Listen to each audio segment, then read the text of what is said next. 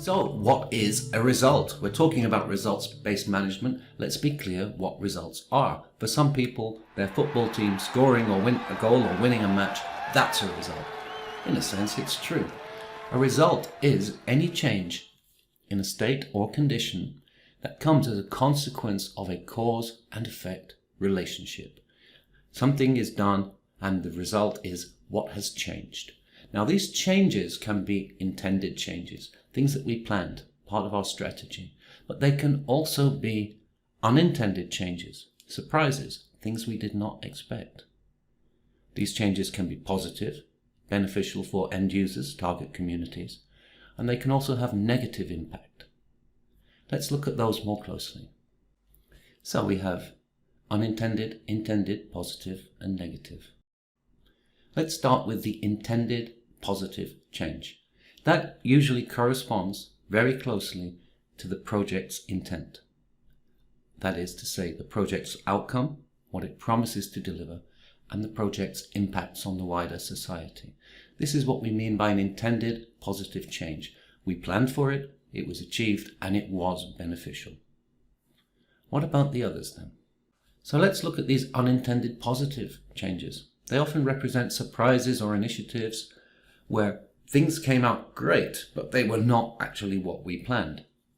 One example is the NGO that provided outdoor latrines to a community, outdoor toilets, and when they went back to check, the toilets were all in great condition. The villagers had chosen to use them to keep their goats safe.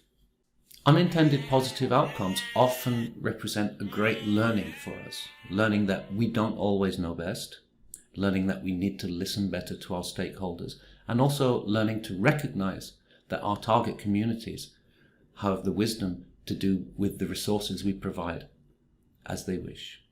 Unintended results can also be negative, these unexpected impacts, things that we didn't plan for. Again, surprises, but nasty surprises. One NGO, for example, in order to free up the time of women and girls who had to spend hours each day collecting water, decided to provide water pumps throughout the community. Now, this is great. They succeeded in their intended positive outcome. There was certainly less labor, there was less time spent fetching water, and as an impact, the women were free to do other things, to be economically active and participate more in village life. However, there was an unexpected impact. Each day, when the women and girls went down to the river to collect the water, they'd stop and they'd chat and they would support each other. They would talk about the situation at home. It would become a kind of forum for talking about domestic issues and also how to deal with difficult husbands and domestic abuse, sexual and reproductive health, raising their children. And one unexpected impact was this forum was suddenly no longer there.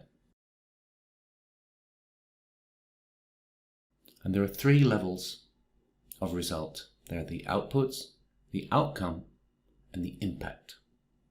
The outputs are the short-term or medium-term, intermediate end results of our activities, and together they bring about the project outcome, which is what the project promises to deliver publicly as its stated aim.